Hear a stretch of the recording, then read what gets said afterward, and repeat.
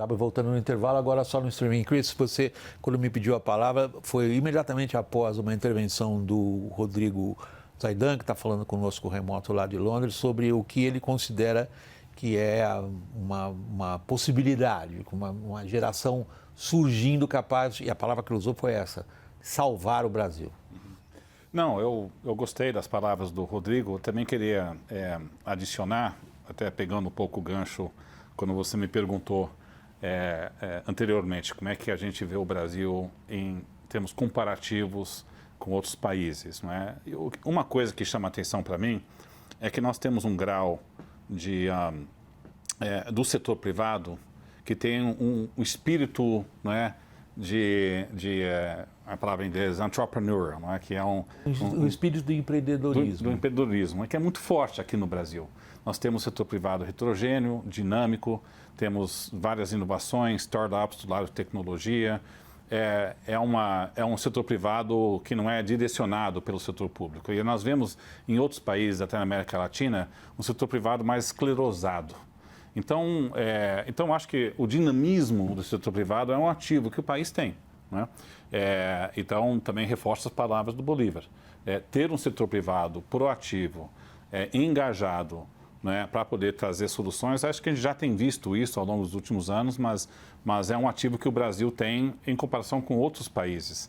A gente não podemos esquecer de vista. O que acontece é que nós estamos com uma Brasília que fica um pouco desconectada do setor privado, até porque o que a gente tem visto nos última década é Brasília reagindo a um desencanto político e aí a classe política aumentou tremendamente o financiamento para suas campanhas, fundo eleitoral, fundo partidário, emendas parlamentares. Então nós temos uma classe política no Congresso que depende menos do setor privado porque eles se garantem com os recursos com o qual eles aprovaram. Então ter um setor privado engajado para poder superar essa talvez falta de liderança que nós estamos vendo em Brasília é importante. Então a geração nova, um setor empresarial, temos elementos sim para poder avançar, mas é um desafio enorme. O desafio, Bolívar, aproveitando a sua função sociológica aqui de sociólogo, o homem sociológico, Bolívar o sociológico. O homem sociológico, Bolívar o sociólogo. O título de um dos seus livros que eu citei, né, apresentar você, a nossa audiência, é um sociólogo com um apanhado longo de história. 200 anos, da independência a Bolsonaro. Ao longo desses 200 anos, a gente para na marca 140 e pouco, que é quando Fauro escreveu Os Donos do Poder. Um livro que marcou muitas gerações de estudantes brasileiros, inclusive a minha, no qual se descreve essa relação entre o privado e o público no Brasil e faz a gente se perguntar hoje, sobretudo depois do que você acabou de descrever, Christopher, que o Milei chamaria de casta. É a capacidade de grupos privados que se tornam autônomos em função da extração que eles fazem de pedaços da máquina pública transformados em ferramentas na defesa dos seus interesses.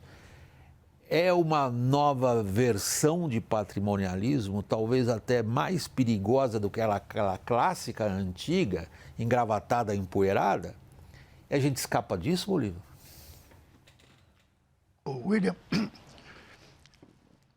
me permita o seguinte, eu ouvi atento e não quero fazer troça com ninguém, com todo respeito, o que disse o Rodrigo, o que disse o Chris, né? E duas palavras ficaram gravadas na minha cabeça. O Chris se referiu à degradação dos ativos, mas nós precisamos ver a degradação dos passivos também, né?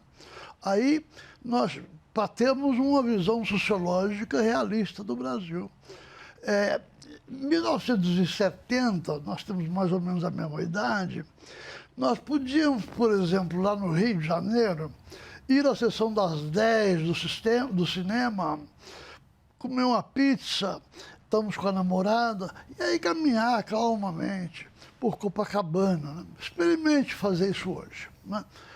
Porque a taxa de crescimento do crime é muito mais alta do que a taxa de crescimento da economia.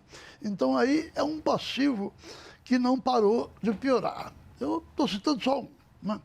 E em relação ao Rodrigo, insisto que não estou fazendo troço, estou só colocando uma brincadeira para suscitar uma questão séria.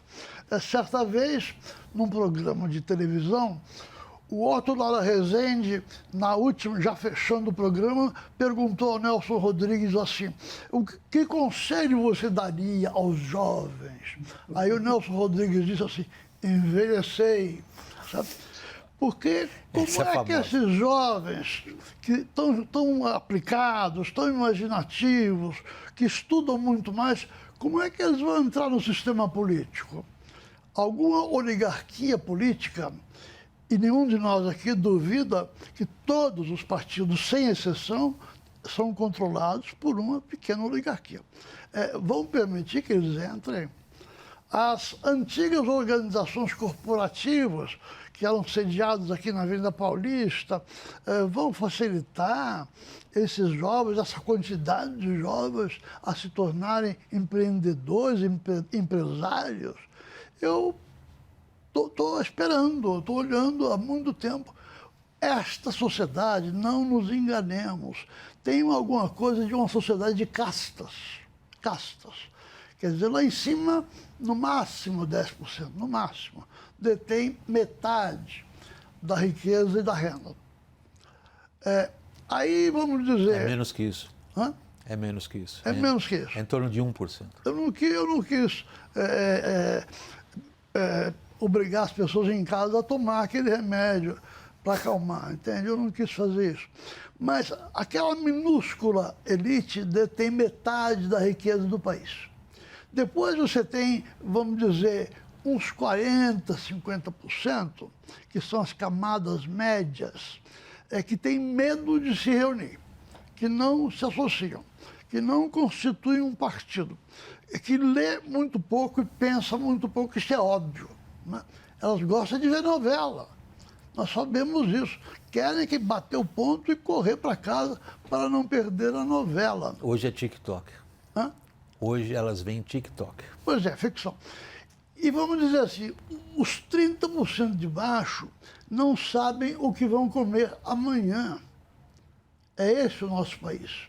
Então, eu digo, com essa estrutura social, é duvidoso que nós mantenhamos a democracia e é muito pouco provável que nós evitemos a crise de daqui a 15 ou 20 anos, a tecla em que eu tenho batido, a armadilha do crescimento médio. Entende? Essa é a armadilha do crescimento médio. Não vejo de onde vão sair essas lideranças, se nem esses jovens brilhantes e empenhados, que o Rodrigo descreveu muito bem, como é que eles vão entrar no sistema? Não conseguem. Eu tentei, quando eu tinha a idade deles. Sabe o que aconteceu? Aconteceu o óbvio, né? Me usaram para agregar mais uma meia dúzia de votos, né, àquele que nós já sabíamos que ia ser eleito e não ia para o Congresso, não, ia ser nomeado para uma empresa estatal. Entende? É isso que acontece. Esse é o nosso país. Então, agora eu respondo a sua pergunta. O que nós chamávamos de patrimonialismo, nós achávamos que era uma força que ia morrendo aos poucos. Sim. Não, ele estava crescendo. Né? Desde que o Getúlio Vargas assumiu o poder em 30, ele só fez reforçar o patrimonialismo e fincar, pregar, fincar com todas as forças a ideologia do nacional desenvolvimentismo, que é a linguagem do patrimonialismo brasileiro, que desde 1930 só fez aumentar. A única coisa que aumentou brilhantemente desde 1930 e que agora está nos defendendo é o agronegócio, que o ideólogo principal daquele tempo, que era o Celso Furtado, dizia que jamais haveria no Brasil. Ou você industrializa primeiro com recursos estatais, ou o Brasil não tem rumo, está lá. Formação econômica do Brasil, está escrito lá. Esse era o pensamento que nos foi transmitido e no qual nós acreditamos durante 30, 40 anos. Tem duas coisas. Uma primeira, evidentemente, seguindo o jeito de argumentar do Bolívar. Você consegue responder ao Bolívar em primeiro lugar, Rodrigo? Como é que você vê esses jovens... Sem problema. Só espera que eu quero colocar mais um pedaço para você prosseguir. Não só a resposta à provocação excelente que o Bolívar lhe fez, mas também essa última dele. Ele faz referência a um item fundamental, que é em que ideias acreditam elites dirigentes em qualquer país. Eu morei muitos anos na Alemanha. Às vezes o público fala, pô, William, você precisa repetir todo o programa que você morou na Alemanha. É que eu não consigo me livrar disso, eu peço perdão.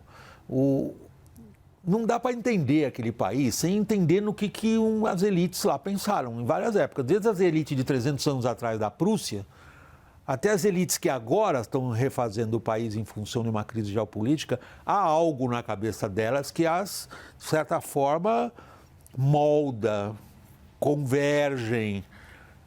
Esses jovens, como é que você responde ao Bolívar e acreditam no quê? Vamos lá. Primeiro, eu concordo com o seu ponto de que tem que entender as elites. Eu acabei de escrever 2 livros, um sobre a China e outro sobre a Dinamarca. Eu vou todo ano para a Dinamarca, estou indo daqui a 2 semanas, eu dou aula lá todo verão, que é realmente uma forma de pensar muito diferente da brasileira, principalmente a elite política.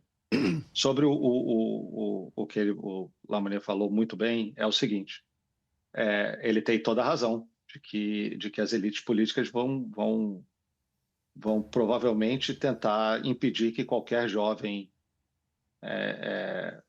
brilhante entre na política. Mas aí o problema não é dos jovens, né?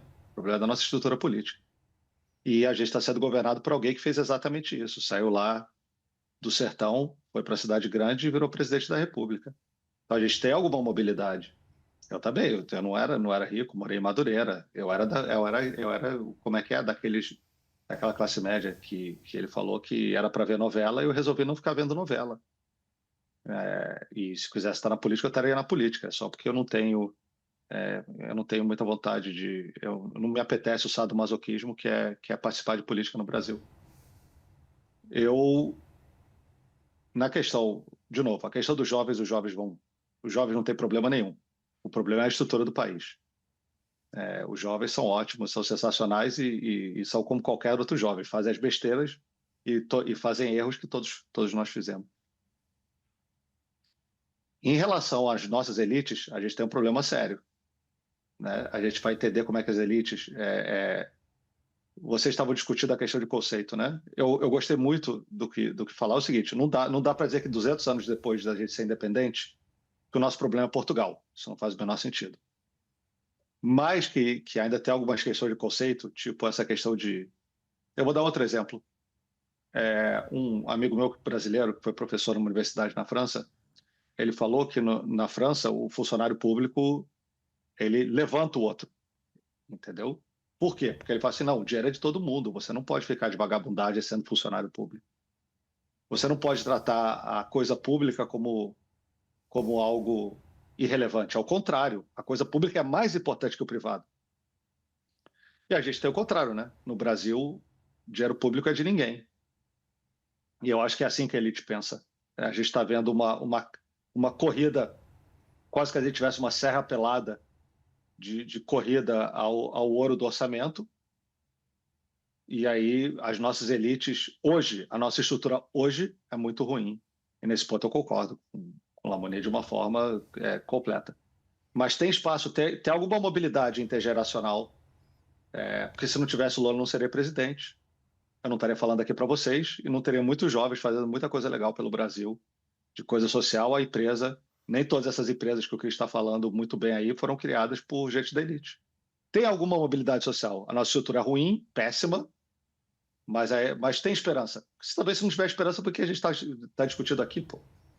Esperança é o que é a única forma de viver, de criar um país melhor, é ter esperança. Se você não tiver esperança, a gente pode ficar que nem o Japão, onde as pessoas têm uma pulsão pela morte. É uma sociedade que parece que já decidiu que não vai sobreviver.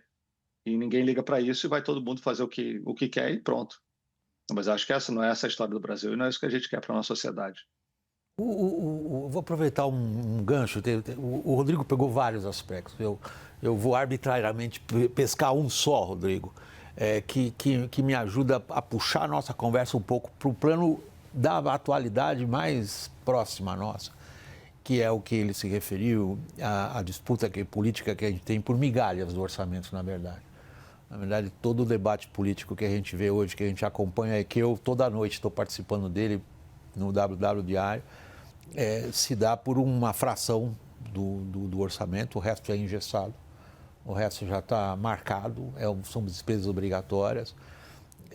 A demonstração dessa mais recente fase do debate político brasileiro da questão fiscal é muito rasteiro demais. Não há, eu digo isso como jornalista, que há anos que participa disso, não há nenhuma perspectiva um pouquinho mais adiante do que as próximas 2 semanas. Por exemplo, agora, onde nós estamos metidos nisso, onde é que vão achar o dinheiro para tapar um buraco? No fundo, é a mesma discussão, ela se repete sempre. E ela não parece ter saída. Você vê, né, uma saída, Cris? Não, boa pergunta, mas antes de responder, me deixa só fazer um registro. Né? Claro. Ao longo da minha carreira como cientista político, eu sempre aprendi com o Bolívar Almanier e continua aprendendo. A capacidade também, Bolívar, de poder pegar tendências históricas, trazer para o momento atual, absolutamente fantástico. Só queria fazer esse registro. E um comentário que eu diria é que nós temos num ambiente político no Brasil, em momento cheio de contradições. De um lado, esse fenômeno de patrimonialismo vem se enraizando, grupos econômicos, não só assim, lutando por migalhas, mas com entraves de entrada no sistema judiciário, uma classe política que vem se deteriorando. Então, esse é um lado que preocupa da elite econômica do país, mas, ao mesmo tempo, nós vemos dinamismo em vários setores, várias empresas. Isso chama atenção com relação a outros países na vizinhança. Então, assim, as duas coisas estão acontecendo simultaneamente. Então, mas só esse registro aqui. Aí, voltando para o plano imediato. Pro imediato. Assim, o problema é que nós estamos, dado o vício de origem desse governo, de gastar demais no primeiro ano e tentar reduzir o ritmo de gasto, chegando numa eleição presidencial, um presidente que não está disposto a assumir custo político, seja por um ambiente polarizado, seja por desejo de ganhar a reeleição. Então, aí, a qualidade do debate político é muito pequeno, é como tapar o buraco.